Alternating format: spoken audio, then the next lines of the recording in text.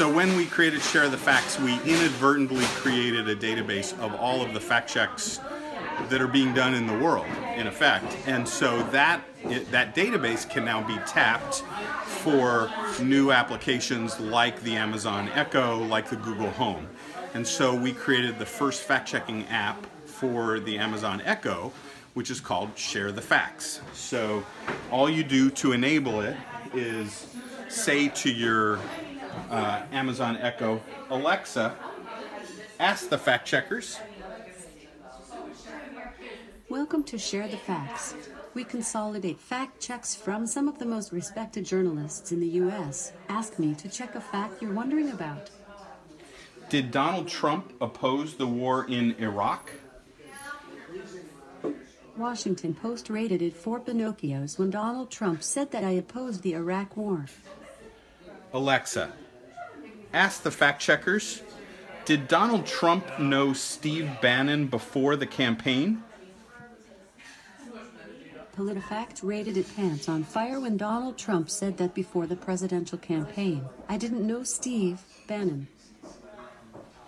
So that's a good example of fact checks that are in our database that it's very quickly finding them and returning the information from them.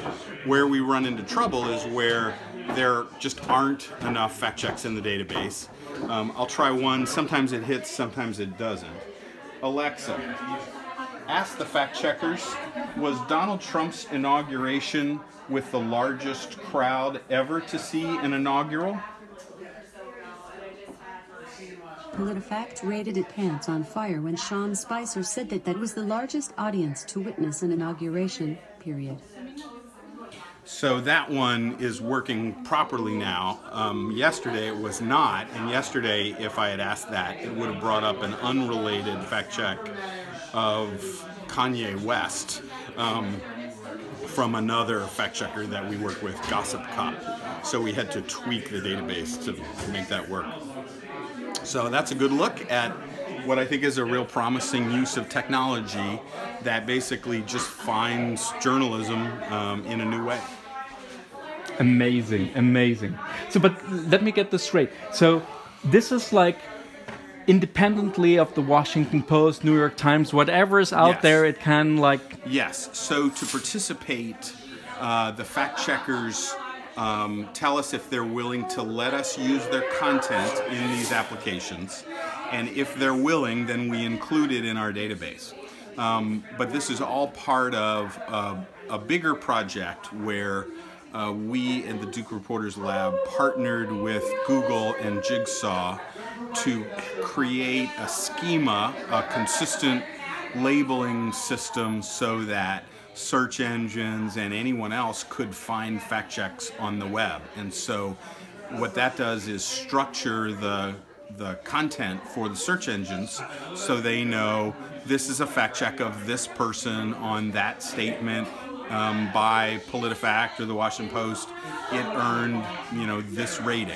And that has great potential because now when you do Google searches, Google will indicate what is a fact check by it's what's called rich text snippets, and that shows people, hey, this is a fact check and it earned this rating. And so, excuse me, that provides better information to the consumer, and for the fact checkers, probably drives more traffic to the fact checkers. So having said that, I understand that this is also platform neutral, so it doesn't matter if it's on Amazon or on Google Home or later an Apple product or whatsoever. Correct. So we have this database.